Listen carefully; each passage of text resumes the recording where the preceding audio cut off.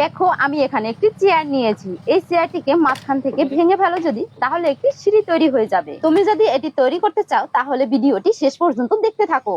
এই ম্যাজিক চেয়ারটি তৈরি করতে কতগুলো কাঠের চেরা লাগবে। প্রথমে লম্বা চেরাটিকে বসিয়ে তার পাশ থেকে দুটি চেরা সাজিয়ে দিন। বিপরীত সাইডে আরো তিনটি চেরা সাজিয়ে দিতে হবে। আমি যে লম্বা চেরাটি নিয়েছি সেটি লম্বায় 36 ইঞ্চি, আর যে চেরাগুলো নিয়েছি সেগুলো সব 18 ইঞ্চি। দেখো আমি এইভাবে আরো কিছু চেরা সাজিয়ে দেব। ঠিক এইভাবে সবগুলো চেরা পেরেক মেরে আটকে দিন। তারপরে এ দুটিকে দাঁড়া করিয়ে নিতে হবে। ঠিক 18 ইঞ্চি দূরত্ব রেখে এর উপর থেকে তক্তাগুলোকে সাজিয়ে দিতে হবে। ততক্ষণে ভিডিওটি কোথা থেকে দেখছেন অবশ্যই কমেন্ট করে জানাবেন। আর ভিডিওটি যদি ভালো লেগে থাকে তাহলে একটি লাইক দিবেন। আমি এখানে উপরে 3টি তক্তা আর একটি চেরা বসিয়ে নিয়েছি। এরপরে দুটি কবজা একটি চেরা এবং তক্তার মাঝে আটকাতে হবে। আর চেরাগুলো আটকানো হয়ে গেলে আমি সম্পূর্ণ জায়গায় রং করে দেব। যারা আমার আগের ভিডিওতে লাইক, কমেন্ট এবং শেয়ার দিয়েছেন তাদেরকে জানাই অসংখ্য ধন্যবাদ। আপনাদের বাড়িতে যদি এইভাবে চেয়ার তৈরি করে নিন তাহলে একসঙ্গে দুটি কাজ হবে।